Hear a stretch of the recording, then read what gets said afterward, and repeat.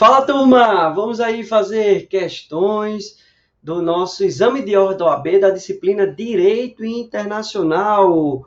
Olha aí, essa questão do 17º exame de ordem da OAB, ela diz o seguinte: Carlos, brasileiro naturalizado, tendo renunciado à sua anterior nacionalidade, casou-se com Tatiana. Então, Carlos, ele é brasileiro naturalizado, ele renunciou à sua anterior nacionalidade e se casou com Tatiana, que é alemã, tá?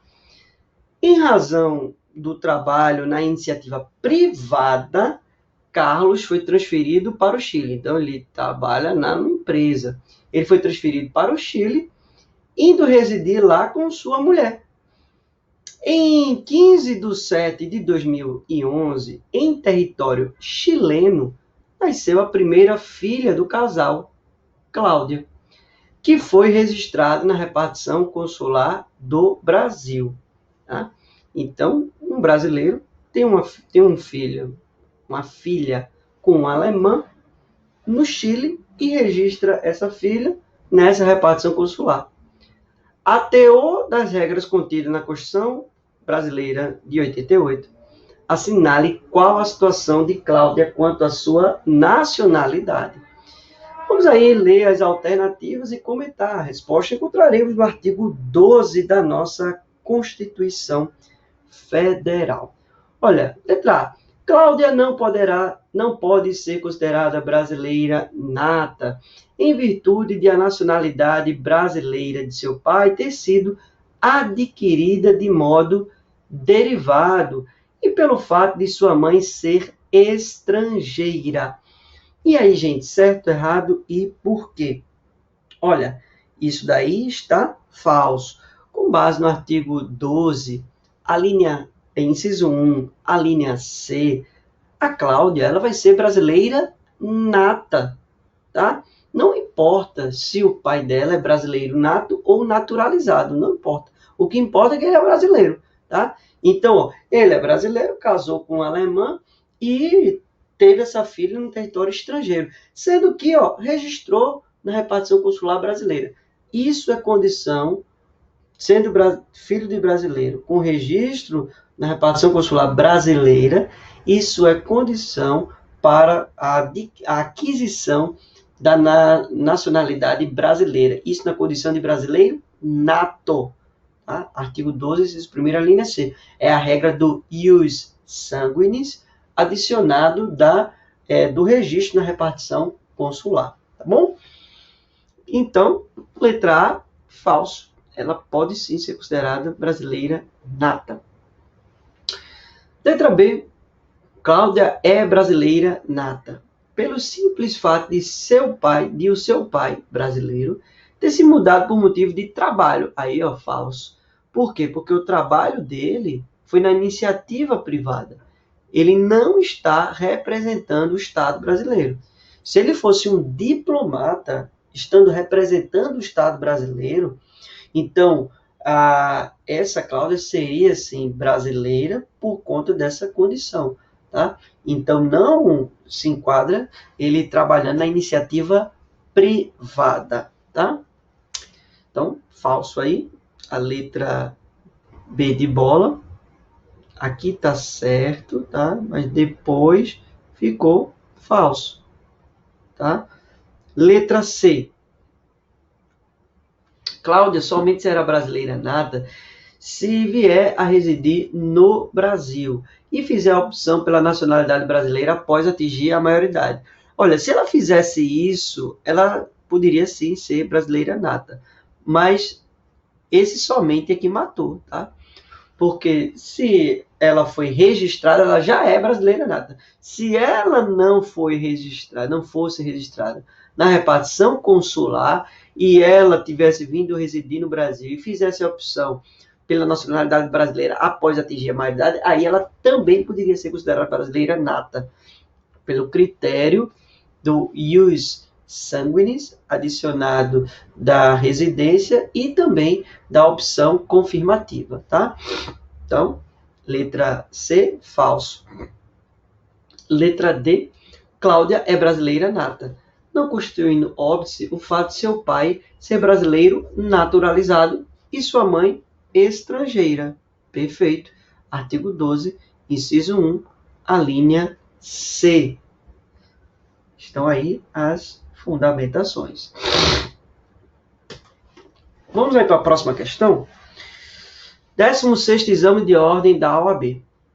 O litígio que envolve estados e organizações internacionais, podendo ser de natureza econômica, política ou meramente jurídica, é conceituado como controvérsia internacional.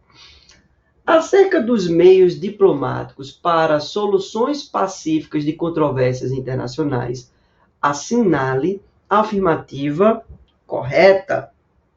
Olha, aí vários meios de soluções de controvérsia, tá? Então, a gente tem meios diplomáticos, meios jurídicos e meios políticos. Lembre sempre de prestar atenção no comando da questão. A questão diz que, diante dessa controvérsia, ela quer saber acerca dos meios diplomáticos, tá? Os meios diplomáticos podem ser negociação direta, sistemas consultivos, mediações, bons ofícios e congressos e conferências. Então, há 5 formas de se resolver uma controvérsia por meio diplomático. Por meio de negociações diretas, sistemas consultivos, mediações, bons ofícios e congressos e conferências. Alexandre, quais são as outras formas de solução pacífica de controvérsia internacional? A gente tem também os meios jurídicos, por meio ali de comissões de inquérito, de conciliação, de soluções arbitrais, de soluções judiciárias e também por meio da Corte Internacional de Justiça, que é o órgão jurisdicional da ONU, tá? E temos também os meios políticos, que são as soluções dadas pelas organizações internacionais. Então, ó, temos os meios diplomático, jurídico e político. A questão quer saber sobre os meios diplomáticos. Isso é importante para você acertar essa questão, você saber fazer essa distinção em sua mente. Vamos então analisar aí as questões. Letra A. A negociação é um mecanismo que conta com o envolvimento de um terceiro, cuja função é propor uma solução pacífica para o conflito entre as partes. E aí, gente, certo ou errado? Olha, a negociação, ela, primeiro de tudo, é um meio diplomático? É. A negociação, primeira análise que a gente vai fazer. A negociação é um meio diplomático? Sim, ela é um meio diplomático. O conceito dela é esse, é um mecanismo que conta com o envolvimento de um terceiro, cuja função é propor uma solução pacífica para o conflito entre as partes. A resposta é não. Ele trouxe aqui o conceito de mediação e não de negociação, tá? Então, apesar de negociação ser um meio diplomático de solução, mas ele traz um conceito não de negociação, mas de mediação. Lembre-se que a mediação também é um meio diplomático de solução do conflito, tá bom? Então, letra A, falso, porque esse conceito não se adequa com negociação. Beleza. Letra B. Os bons ofícios caracterizam-se pela oferta espontânea de um terceiro que colabora com a solução de controvérsia, podendo ser um Estado, um organismo internacional ou uma autoridade. Olha, bons ofícios é meio diplomático, sim ou não? Sim, como a gente comentou, bons ofícios é meio diplomático. Então, primeira análise que a gente tem que sempre fazer é isso. Bons ofícios é meio diplomático? É meio diplomático. Ele se caracteriza por essa oferta espontânea de um terceiro que colabora com a solução de controvérsia de um Estado? A resposta é sim. Então, ó, essa é a letra que a gente marca, tá? Letra B é a letra que a gente marca. Beleza, vamos ver as outras alternativas? A mediação caracteriza-se pelo envolvimento de um terceiro que somente pode ser pessoa natural. E aí, ó, tá falso, tá? O conceito de mediação tá correto, mas esse mediador pode ser, além de uma pessoa natural, um Estado, uma organização internacional ou um ente anômalo, tá? Então, falso. Mediação é um meio diplomático? É um meio diplomático, sim. Então, falso. Corta aí esse somente. Letra D.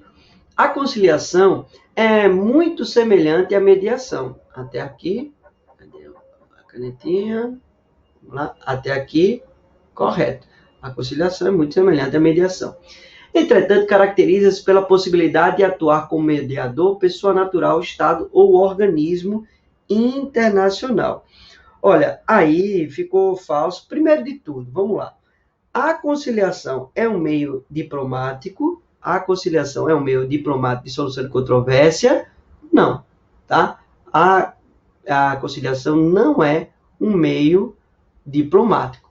A conciliação é um meio jurídico, assim como as comissões de inquérito, as soluções arbitrais, as soluções judiciárias e a Corte Internacional de Justiça. São meios jurídicos para se resolver essa controvérsia internacional. Tá? Então, primeiro erro já é aí, tá? Mas realmente a conciliação é muito semelhante à mediação, tá? É importante também a gente comentar que a conciliação, ela, por ser um meio jurídico, ela é mais formal e, por conta disso, ela precisa seguir um trâmite bem específico, tá? A conciliação ela é realizada por uma comissão que vai analisar ali os fatos do caso e, com base na posição das partes e nas provas, essa comissão aí vai elaborar um relatório opinativo propondo um caso. Então, ó, essa comissão pode ser composta por uma pessoa natural, por um Estado, por um estrangeiro? Pode, mas não é certo a gente dizer assim, ó, essa conciliação ela vai atuar com mediador. Não, a conciliação ela vai ser feita por meio de uma comissão. Essa comissão, dentro da comissão, vão ter ali mediadores, né? Que vão ali tentar ali mediar a situação, que podem ser pessoa natural, Estado, ou organismo internacional. Então, cuidado com essa pegadinha, essa nuance também da prova, porque ó, quem faz a conciliação é uma comissão, ponto, não é um mediador, tá? É uma comissão, tá? Então, falso também a letra D de dado, e lembrando que conciliação não é um meio diplomático, tá? Beleza. Então, estão aí as fundamentações, se ligue aqui nessa parte do nosso material, tá? Porque traz aí todos os meios de solução de controvérsia de forma pacífica, tá bom? Maravilha. Vamos para a próxima questão. Ela diz assim, ó, o Mercosul é um organismo internacional do 16º Exame de Ordem da OAB.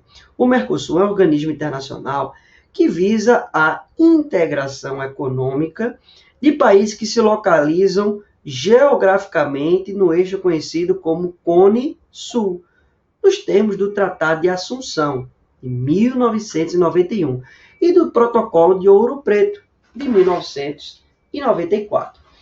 Sobre o sistema de solução de controvérsias do Mercosul, assinale a afirmativa correta. Aí ele vem aí dizendo, letra A, o Mercosul não possui um sistema próprio de solução de controvérsias, adotando, nos termos do Tratado de Assunção, o sistema estabelecido no anexo 2 do Tratado de Marrakech para a Organização Mundial do Comércio. E aí, gente, certo ou errado? Olha, isso é falso. O Mercosul tem sim um sistema próprio de solução desde o início da década de 90. Tá? A princípio, esse sistema era baseado lá no Protocolo de Brasília, mas ele foi substituído pelo Protocolo de Olivos de 2002, que determina ali nesse protocolo as regras do sistema desde então, tá? Então, tá? Falsa a letra A. Vou cortar aí, vou pegar essa canetinha aqui, cortar aí a letra A. Letra B. Provisoriamente estabelecido no Protocolo de Brasília de 1993, o sistema de solução de controvérsia do Mercosul encontra-se atualmente normatizado pelo Protocolo de Ouro Preto, de 94, que estabeleceu a estrutura orgânica definitiva do bloco. E aí, gente?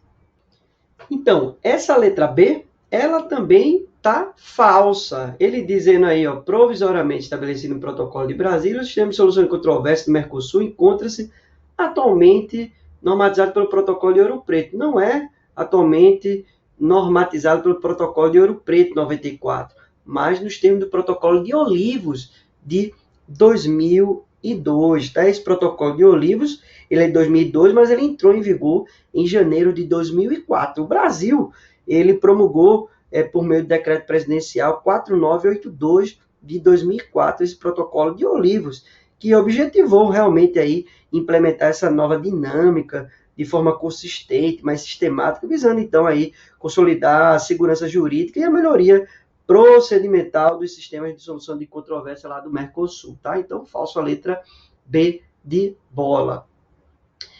Letra C, o sistema de solução de controvérsia do Mercosul, atualmente normatizado nos termos do Protocolo de Olivos, olha aí, beleza, tá?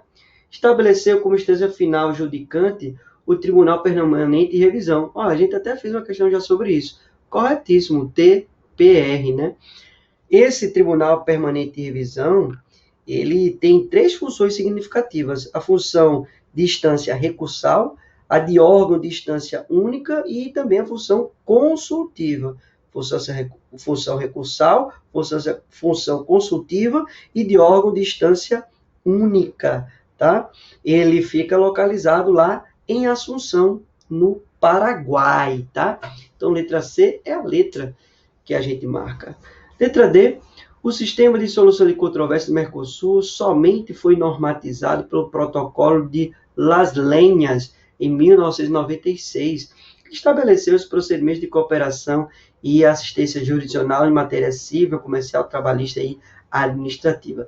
Falso, conforme a gente aqui já comentou, tá? Então, tá aí toda a fundamentação dessa questãozinha. Vamos então para a próxima questão. Túlio Maravilha, não é isso? Brasileiro, é casado com Alexia, de naturalidade sueca. Então vamos aí destacando. Túlio, sempre faça isso na sua prova, tá? É casado com uma sueca. Túlio é casado com uma sueca. Estando o casal domiciliado no Brasil. Então vamos destacando. Eles estão aí, ó, domiciliado no Brasil. Durante um cruzeiro marítimo na Grécia, ela, após a ceia, veio a falecer em razão de uma intoxicação alimentar. Olha lá, será que foi o Túlio que colocou ali um veneninho de rato? Será? Não sei, né? Não saberemos, né? Então, ela morreu na Grécia, tá? Alexia, quando ainda era noiva de Túlio, havia realizado um testamento em Lisboa. Então, vai destacando isso. Você pode também anotando a parte. Então, testamento em Lisboa, dispondo sobre os seus bens. Entre eles, 3 apartamentos. Então, 3 apartamentos situados no Rio de Janeiro. À luz da regra do direito internacional privado, assinale a afirmativa correta. Então, vamos lá. Letra A.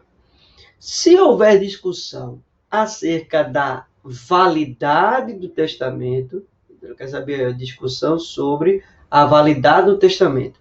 No que diz respeito à observância das formalidades, deverá ser aplicada a legislação brasileira, pois Alexia encontra-se domiciliada no Brasil.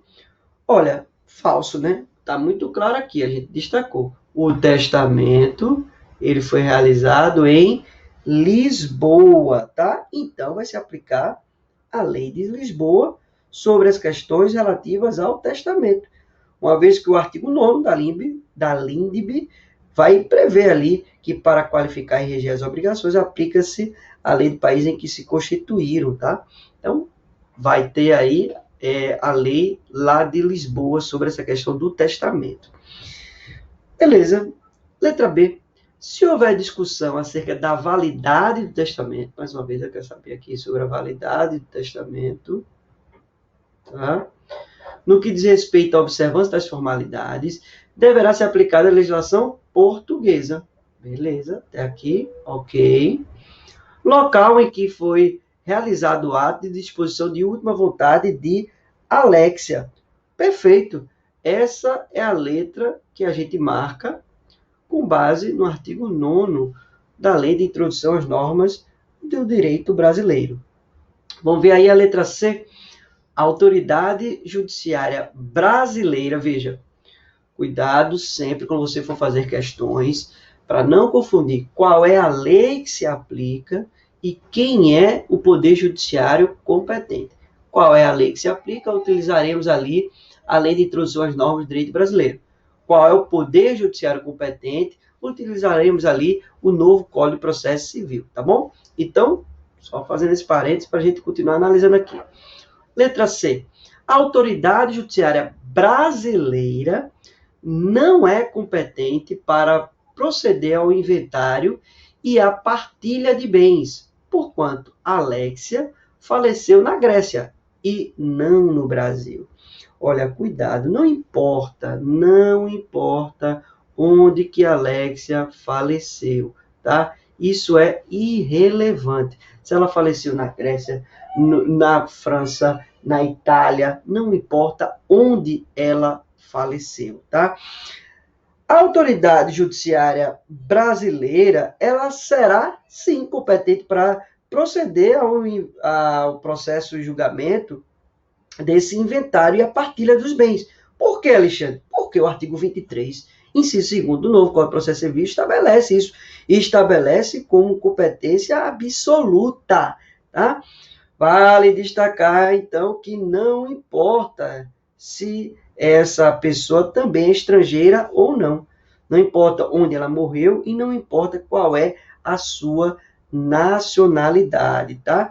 Ou se ela também está domiciliada fora do Brasil. O Poder Judiciário brasileiro ele vai ter competência exclusiva para processar e julgar ações sobre matéria de sucessão hereditária de bens que são situados no Brasil, tá?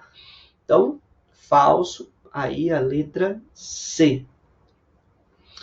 Letra D. Se houver discussão acerca do regime sucessório, deverá, então sempre destaque o que ele quer saber. Ele quer saber sobre regime sucessório.